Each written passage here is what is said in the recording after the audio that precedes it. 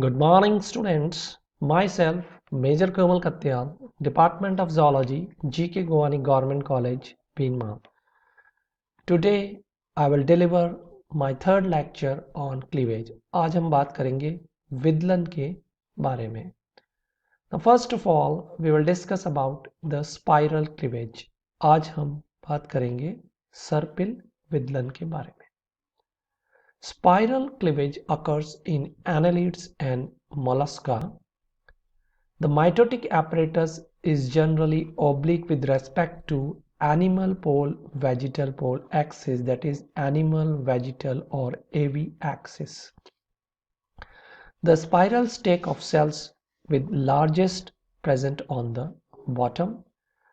Usually there is no blastocele or there is very small blastocele, and hence it is known as stereoblastula.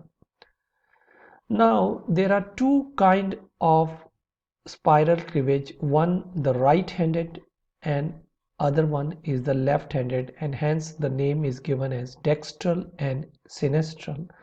And such kind of spiral cleavage leads to the type of coiling. In the case of mollusk especially, we can take the example of shank, where you can see the left-handed and right-handed shank.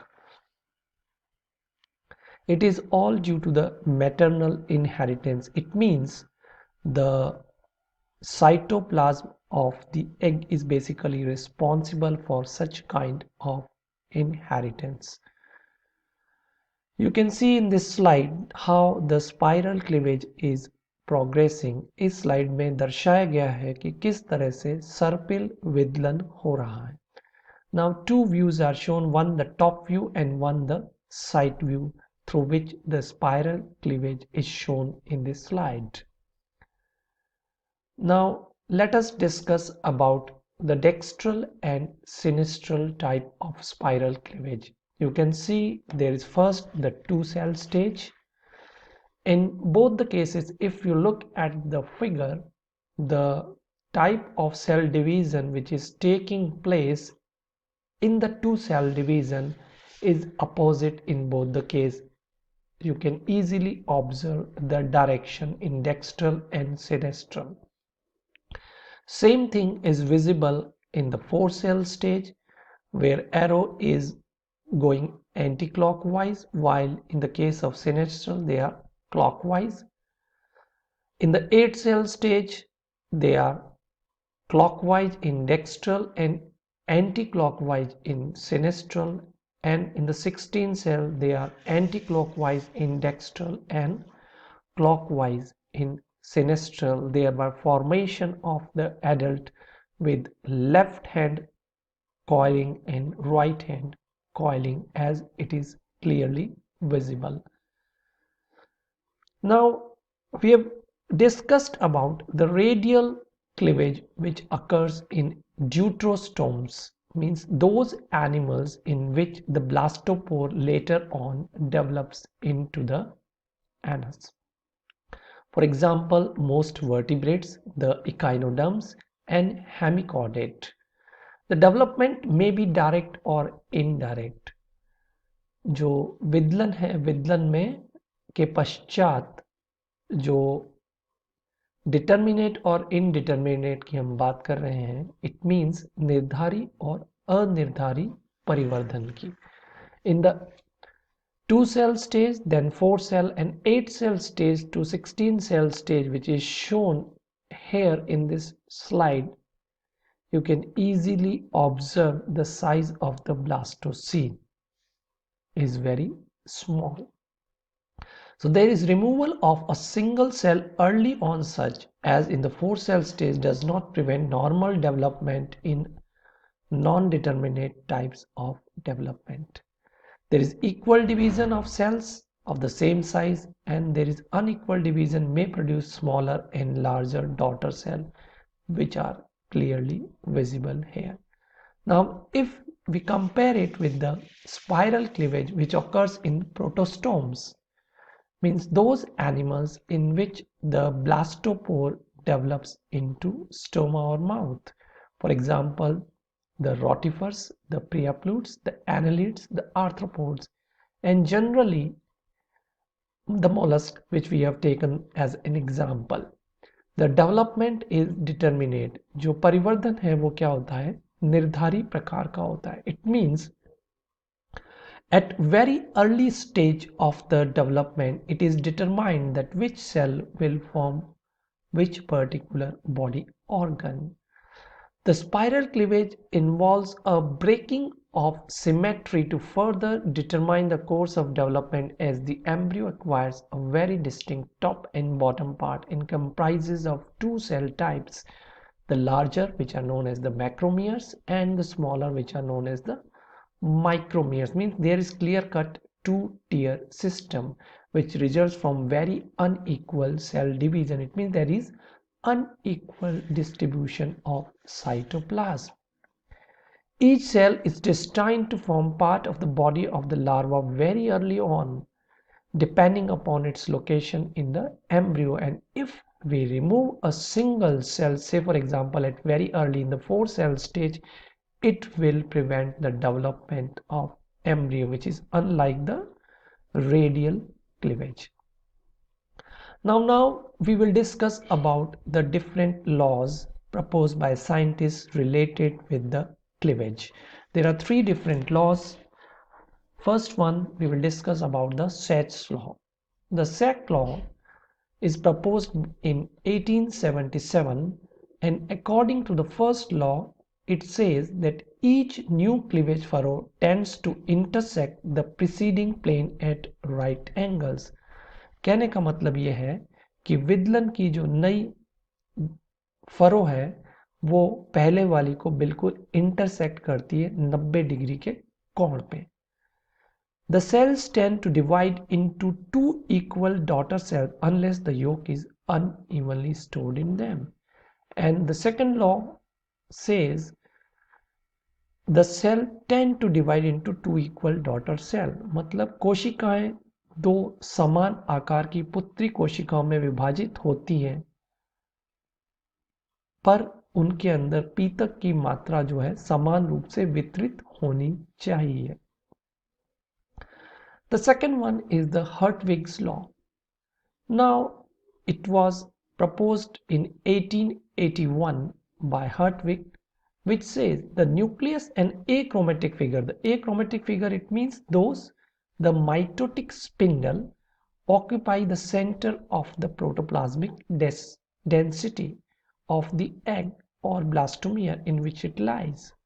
Hence, in isolecithal or microlecithal eggs, means those eggs in which less amount of yolk is present or there is even distribution of yolk, the spindle is located centrally, while in telolecithal egg, it is nearer the animal pole.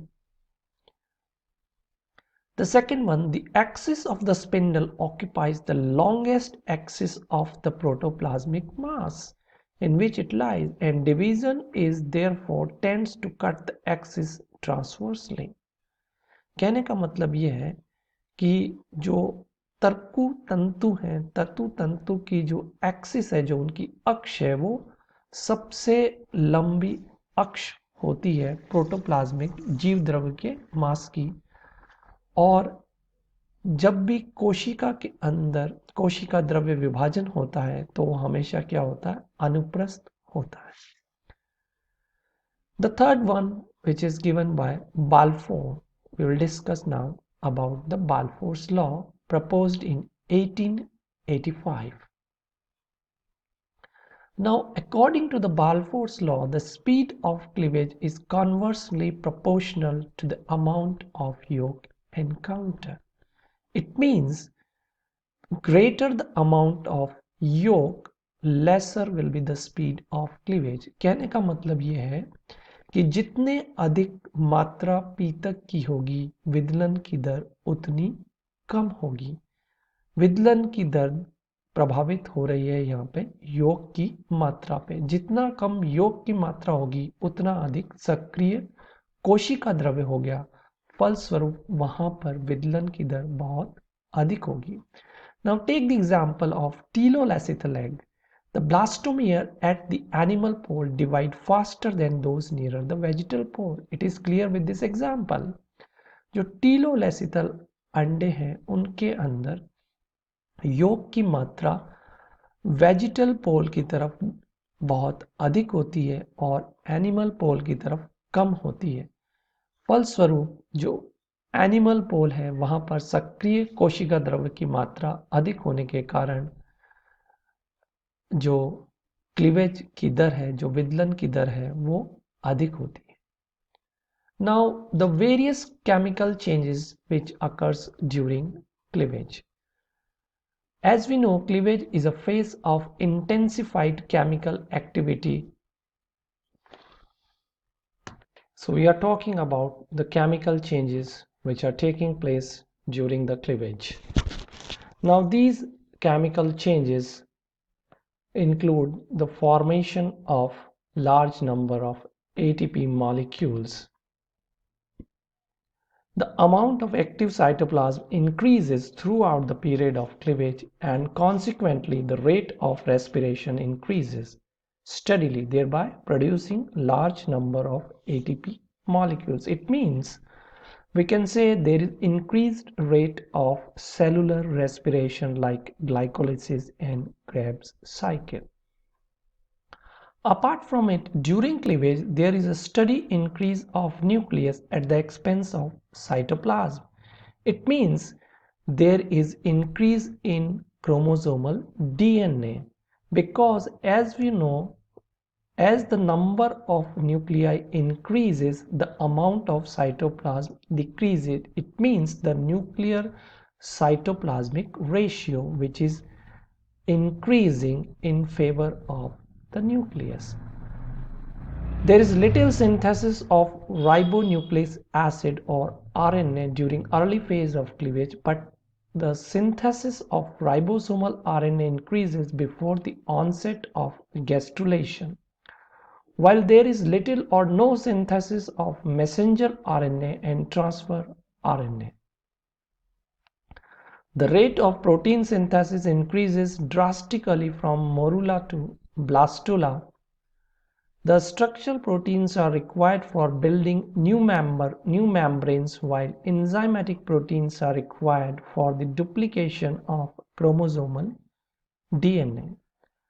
The regular proteins are required for different behavior during the embryonic development. It means how the embryo behaves at the time of development, which are regulated by the regular proteins. Now let us summarize all the three lectures I have given on cleavage. First is showing the holoblastic cleavage in the sea urchin. Second one, the holoblastic in mesolacetal egg. The third one, the telolacetal egg, discoidal, and the last one, the centrolacetal egg of insect, showing the superficial cleavage. This is all about the summary beginning from holoblastic isolacetal egg, where radial, then in annelids the spiral, then in tunicates the bilateral, then rotational in mammals. As far as the mesolacetal eggs are concerned, with moderate amount of yolk, the radial in amphibians. If we discuss about the meroblastic, the incomplete, the telolacetal eggs, it is bilateral in cephalopod mollusks, discoidal in fish and reptiles, and centrolacetal in the case of most insects.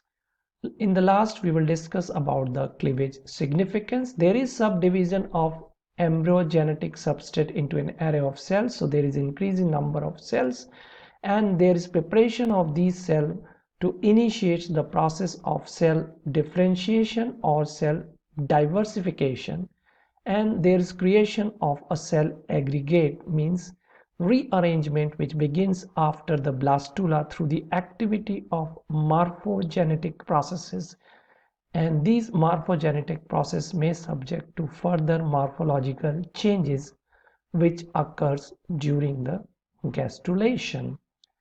So this completes a series of 3 lectures on विदलन। इसके साथ ही विदलन के तीनों व्याख्यान समाप्त होते हैं। Thank you.